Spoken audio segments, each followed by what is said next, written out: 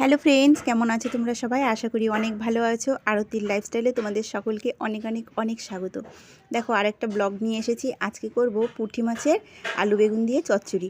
তো পুঁটি মাছগুলো আমি আজকে সকালে একটু বড় বড়ই পেয়েছি, বাড়িতেই এসেছিল, ওখান থেকেই নিয়েছি। তো মাছগুলো আগে কেটে পরিষ্কার করে ধুয়ে নিয়েছি।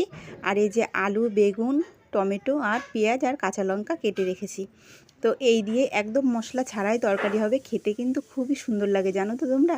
তো ভিডিওটা প্রথম থেকে শেষ পর্যন্ত দেখো, আশা করি তোমাদের অনেক ভালো লাগবে। আর কেউ কিন্তু স্কিপ করে দেখবে না, তোমরা বাড়িতে তৈরি করে খেতে পারবে, ভালোই লাগে খেতে। তো চলো দেখতে থাকো। পুঁটি মাছগুলো আগে আমি লবণ হলুদ দিয়ে ভালো করে মেখে নেব, নিয়ে কড়াইতে ভেজে নেব। মাছগুলো কিন্তু একটুও ভেঙে যাবে না।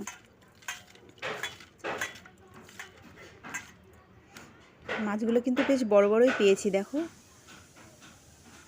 আমাদের এখানে খুব একটা পুঁটি মাছ পাওয়া যায় না, জানো তো, আর খুব দাম নেয় পুঁটি মাছে।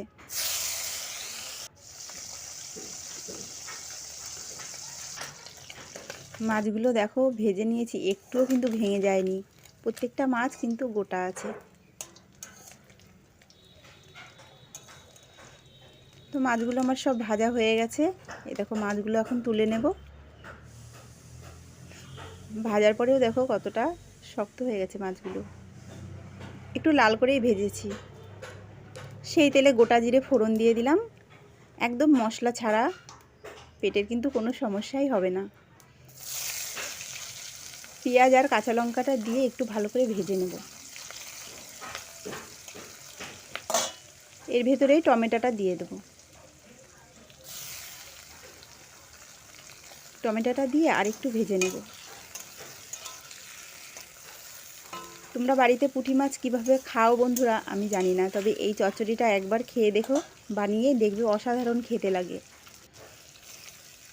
আলুগুলো দিয়ে আর একটু ভেজে নেব, তবে বেগুনটা একটু পরে দেবো, বেগুনটা নরম তো গলে যাবে, ওই জন্য আলুটা একটু ভেজে নিচ্ছি।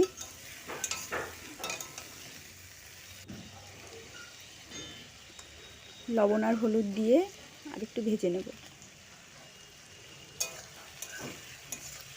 খুব বেশি জলও দিতে হবে না, একটু তাড়াতাড়ি রান্নাটা হয়ে যায়।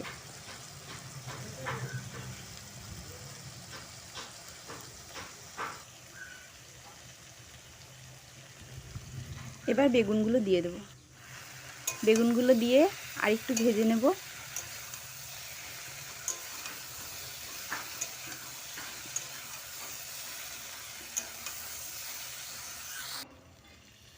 এবার হালকা একটু জল দিয়ে ঢাকা দিয়ে ঢেকে দেব।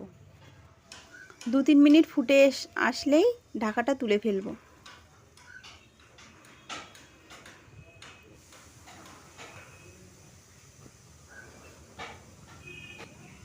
তো 2-3 মিনিট হয়ে গেছে, ঢাকাটা তুলে দেখো জলটা কিন্তু শুকিয়ে এসছে।